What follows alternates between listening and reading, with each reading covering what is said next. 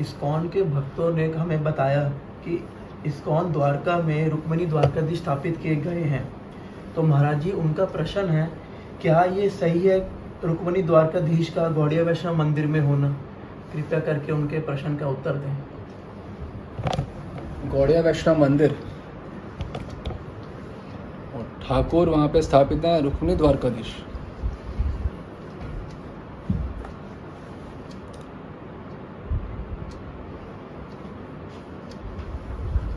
श्रील प्रबोधानंद सरस्वती ठाकुर कहते हैं, जागृत स्वप्न सुषुप्तिषु स्फुरतु में राधा पदाब्ज छटा।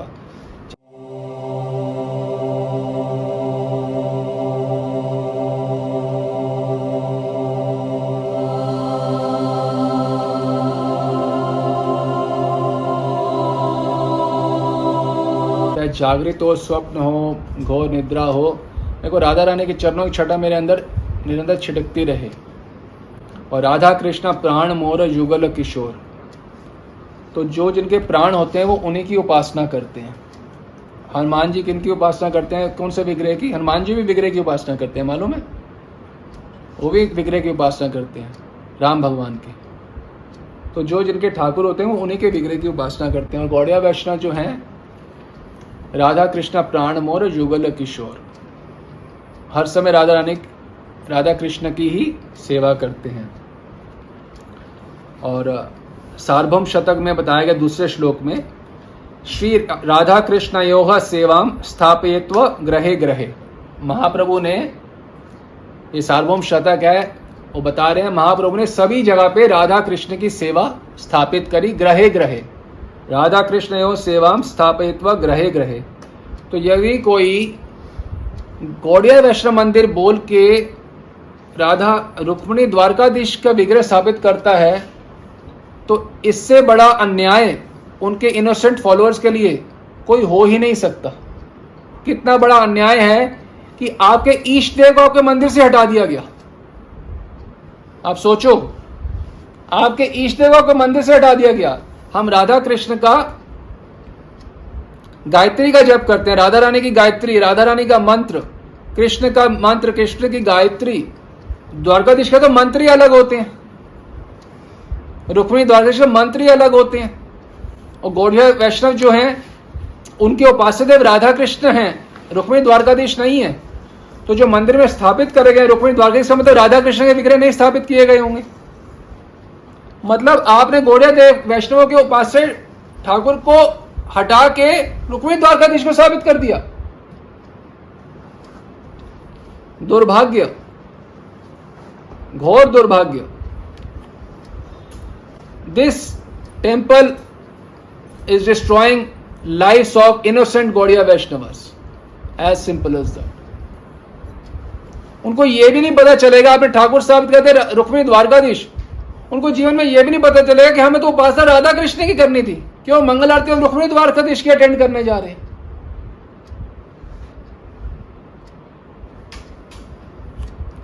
ये ग्रंथ है श्री श्री राधा रस सुधा निधि। ये अध्याय है, श्लोक नंबर है 217। इसमें बताया गया किम व नस्तेह सुशास्त्रेह किमथः। इसका हम हिंदी में भावार्थ करके बता रहे हैं। इसमें लिखा हुआ है, आप यहां चलते हुए दिखा दीजिएगा, कि जिन ग्रंथों में राधा रानी की महिमा और उनके भाव का वर्णन नहीं है, ऐसे शास्त्रों की, ऐसे भजन पद की हमें क्या आवश्यकता। मतलब श्रील प्रबोधानंद सरस्वती कह रहे हैं कि ऐसे शास्त्रों के, ऐसे भजन पद की हमें क्या आवश्यकता है जिसमें राधा रानी की महिमा और उनका भाव का वर्णन नहीं है। क्या शास्त्र क्या निरंतर पढ़े जाते हैं?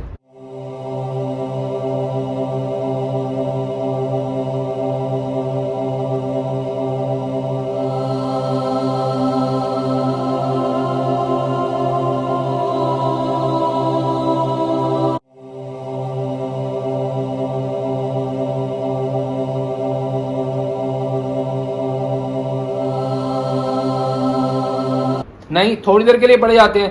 वो थोड़ी देर के लिए वो शास्त्र नहीं पढ़ना चाहते, इसमें राधा रानी की महिमा का वर्णन नहीं है। तो मंदिर तो पूरा जीवन भर के लिए होता है, तो क्या वो ऐसे मंदिर में जाना चाहेंगे दिन रात 24 घंटे सिर्फ उसी मंदिर में जिसमें रुक्मिणी द्वारकाधीश हो और हमारे ठाकुर भी ना हो? शास्त्र वो पढ़ना नहीं चाहते जिसमें राधा रानी की महिमा नहीं है, तो क्या वो मंदिर में जाना चाहेंगे जिसमें राधा रानी ही नहीं है? राधा रानी ही नहीं है।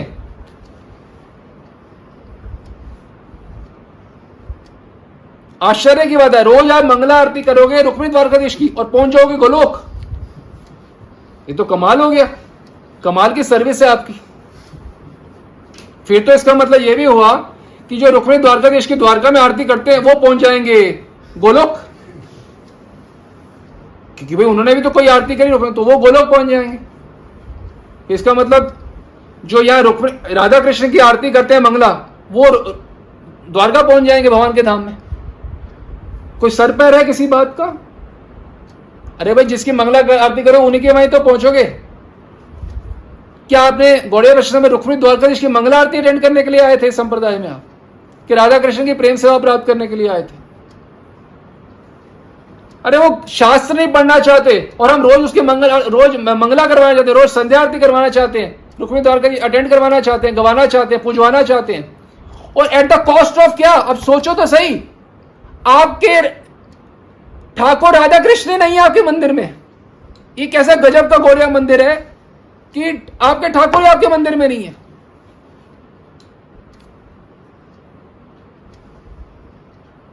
दीक्षा में मंत्र क्या दे रहे हो? कृष्णाय गोविंदाय गोपीजन वल्लभाय स्वा कामदेवाय विद्महे। अच्छा, और उपासना कर रहे हैं रुक्मिणी द्वारकाधीश की, तो मंत्र कृष्ण के क्यों दिए हैं फिर? भाई ट्रांसेंडेंटल क्यूपिड के मंत्र क्यों दिया है? काम बीज काम गति जार उपासन, वृंदावन अपराकित नवीन मदन, काम बीज काम गायत्री जार उपासन। साफ है, आपने दीक्षा दे रहे हो, अच्छा काम बीज काम गायत्री देते हो? हाँ देते हैं। उनका मतलब पता है आपको? वृंदावन के ट्रांसेंडेंटल क्यूपिड की उपासना काम बीज काम गायत्री दी जाती है, मंत्र दिए काम बीज काम गायत्री, उपासना करवा रहे रुक्मिणी द्वारकाधीश की। वो धन्य है ब्लाइंड फॉलोअर्स, वो लगे हुए हैं। ISKCON Dwarka is simply not a temple of Gaudiya Vaishnava संप्रदाय।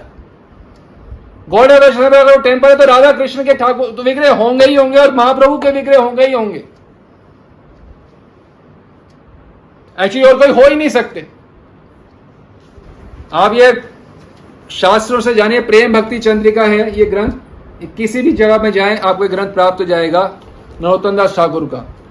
इसमें श्लोक नंबर 28 है, इसमें बताया जा रहा है, नैष्टिक भजन एई तुम्हारे कहिलो भाई हनुमान तहाते प्रमाण, आपन भजन पद तातो होबो अनुरत ईष्ट देव स्थाने लीला गान। नैष्टिक भजन एई तोमार कहिलो भाई हनुमान तहाते प्रमाण।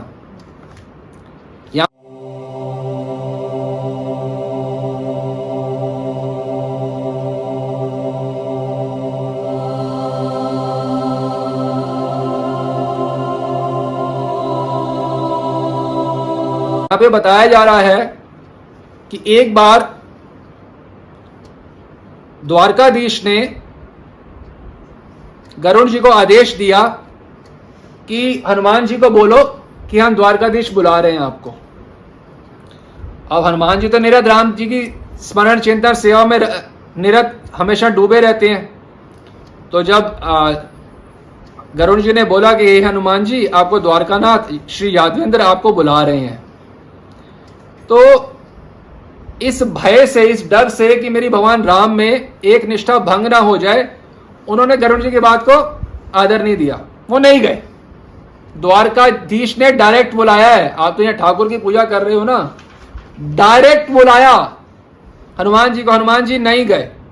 बुलाने के बाद भी, इसलिए नरोत्तम ठाकुर कह रहे हैं नैष्टिक भजन एई, इसे कहते हैं नैष्टिक भजन, कि मैं अपने ईष्ट देव के अलावा किसी को नहीं जानता। हनुमान जी राम जी के अलावा किसी को नहीं जानते, चाहे वो द्वारकाधीश क्यों नहीं है।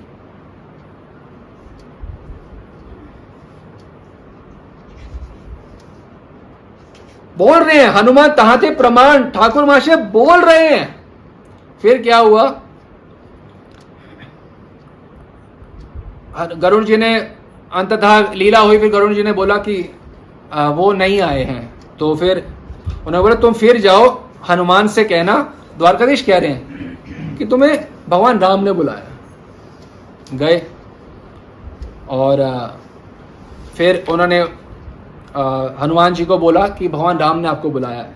तो जैसे ही उन्होंने बोला, सुनते ही हनुमान जी प्रेमानंद में, आनंद में विह्वल हो गए और एकदम छलांग मार के द्वारका जा पहुंचे, मेरे राम ने मुझे बुलाया। तो इसे कहते हैं ईश निष्ठा। और जो राधा कृष्ण की गौड़िया वैष्णव राधा कृष्ण के दास होते हैं, जैसे भगवान राम के दास हैं, जो राम जी के संप्रदाय में वो सब भगवान राम के दास होते हैं। उस वजह से गौड़िया वैष्णव जो है वो सब राधा कृष्ण के दास हैं। तो हनुमान जी की निष्ठा इतनी है, तो जो राधा कृष्ण की दासी है, क्या उनकी निष्ठा हनुमान जी जैसी भी नहीं होगी, जो कि वो दास्य रस के भक्त हैं? क्या मतलब द्वारकाधीश ने बुलाया तो भी नहीं गए, तो क्या हम राधा कृष्ण वो और सिर्फ अपने राम जी की सेवा में लगे रहते हैं? गौड़िया वैष्णव मतलब जो राधा कृष्ण के उपासक हैं, दासी हैं राधा कृष्ण की, तो वो अपने इष्ट देव की उपासना छोड़ के तुम्हारे रुक्मिणी द्वारकाधीश के ठाकुर के रोज मंगला श्रृंगार आरती अटेंड करेंगे बैठ के? तो उनकी निष्ठा हनुमान जी इतनी भी नहीं होनी चाहिए क्या? और अगर मैंने मंगला करनी है रोज, तो मैं केवल राधा कृष्ण की करूंगा ना, मैं क्यों जाऊं रुक्मिणी द्वारकाधीश के पास? अनर्पित चरण चिराग जो कभी सेवा नहीं दी गई थी, वो सेवा महाप्रभु देने आए। क्या रुक्मिणी द्वारकाधीश की सेवा नहीं दी गई थी पहले? इतना प्राचीन मंदिर है रुक्मिणी द्वारकाधीश का, जाके देखो द्वारका में। वो ब्रज प्रेम देने आए कि रुक्मिणी द्वारकाधीश को देने आए हैं? राधा कृष्ण सेवा स्थापित घरे ग्रहे ग्रहे, ये महाप्रभु ने स्थापित करी है राधा कृष्ण की सेवा, और आप उनकी स्थापित करी सेवा को छोड़ के रुक्मिणी द्वारकाधीश की सेवा स्थापित कर रहे हो। कोई हद होती है इग्नोरेंस की भी। जब लीडर ही इतने इग्नोरेंट है, तो फॉलोअर को तो वो blind taking other people to ditch. अंधा ये ऊपरी हमारा, एक अंधा दूसरे को अंधा को बना के गड्ढे में लेके जा रहे हैं।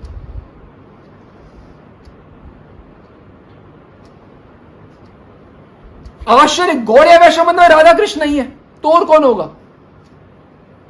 आश्चर्य। वो ब्लाइंड फॉलोअर्स, तुम जो मंदिर में तुम्हारे पास रुक्मिणी द्वारका कोई मंत्र है कोई द्वारकाधीश का स्पेशल मंत्र? हमारे पास स्पेशल मंत्र है। तुम्हारे पास स्पेशल मंत्र गायत्री वाला है, कौन सा है? कृष्णाय गोविंद है। इससे काम रूपाय ट्रांसेंडेंटल क्यूपिड कृष्ण की उपासना की जाती है, ना कि रुक्मिणी द्वारकाधीश की।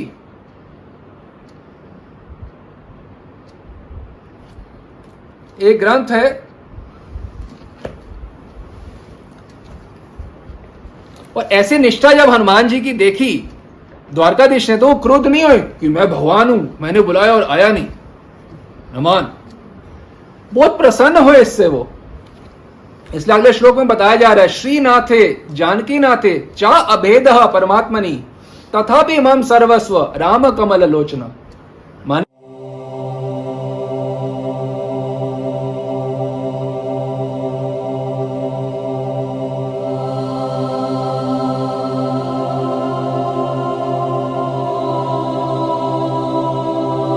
श्रीनाथ है, नारायण हो, भगवान राम हो, इनमें अभेद है, इनमें ये परमात्मा है, भगवान है, कोई भेद च अभेद, इसमें कोई भेद नहीं है।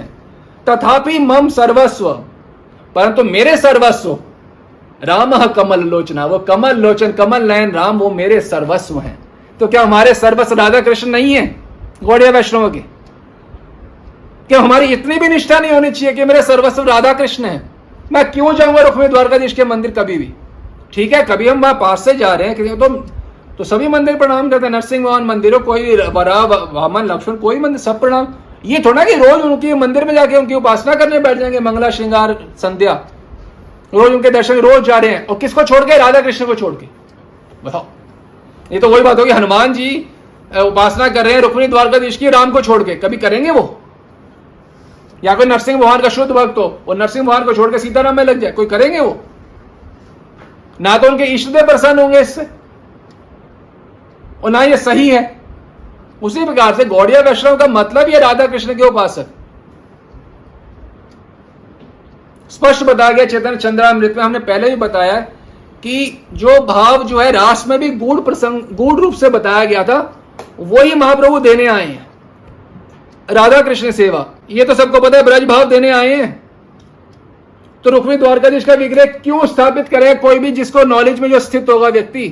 केवल इग्नोरेंस में स्थित हुआ व्यक्ति ही विग्रह स्थापित कर सकता है रुक्मिणी द्वारकाधीश के। और चैतन्य चंद्र में तो बताया भी है, जब महाप्रभु आए, ऐसा श्लोक है, केवल एक ही रस रह गया, राधा कृष्ण की सेवा, और कोई रस रहा ही नहीं।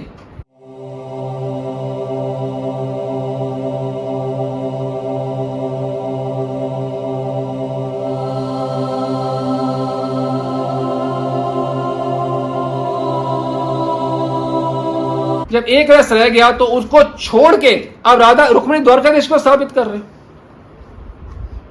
इसलिए अंग्रेजी में कहा गया वंस डेविएटेड ऑलवेज डेविएटेड। इसके ऊपर हमने पुस्तक भी लिखी है, इसमें हमने इस विस्तार से इसके ऊपर बताया गया।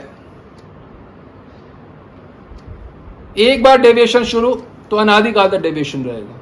ग्रंथ है श्री रघुनाथ दास गोस्वामी द्वारा स्वनियम दशकम। इसमें श्लोक नंबर 3 में बताया जा रहा है,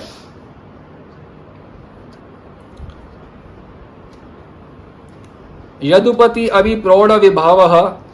इस प्रकार से ये तीसरा श्लोक में बताया जा रहा है। इसका अर्थ यह है कि रघुनाथ दास गोस्वामी अपने लिए कह रहे हैं, परम ऐश्वर्यवान यदुपति द्वारकाधीश यदि मुझे पर्सनली निजी रूप से भी इनवाइट करेंगे कि उनको द्वारका में देखने आऊं, तो मैं नहीं जाऊंगा व्रत छोड़ के। आप अपने ऑल्टर में लगाते हो छठ गोस्वामी को, उन्हीं में से एक है रघुनाथ दास गोस्वामी। उनके निष्ठा देखो। आप तो यहाँ राधा विग्रह स्थापित कर रहे हो, वो क्या बोल रहे हैं, साक्षात द्वारकाधीश मुझे पर्सनली इनवाइट करने आएंगे कि आओ द्वारका, मैं व्रत छोड़ के नहीं जाऊंगा एक क्षण के लिए भी, एक क्षण के लिए भी। और आप बेचारे इनोसेंट नए नए गौड़िया वैष्णव भक्तों से, जिनको थोड़ा बहुत हरे कृष्णा जप करना भी आया है, उनको आप रुक्मिणी द्वारकाधीश के दिन रात लगा रहे हो, राधा कृष्ण से वंचित रख रहे। वंचितो अस्मि वंचितो अस्मि वंचितो अस्मि न संशय।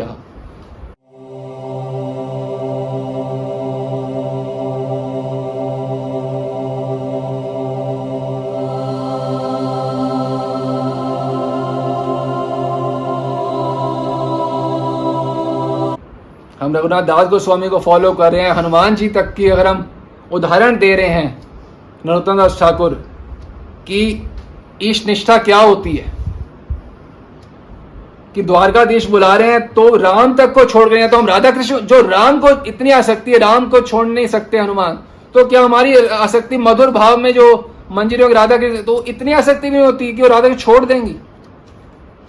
एक क्षण के लिए राधा कृष्ण के दर्शन करी मंजरी मृत प्राय जाती है, मरने जैसी हो जाती है बिल्कुल।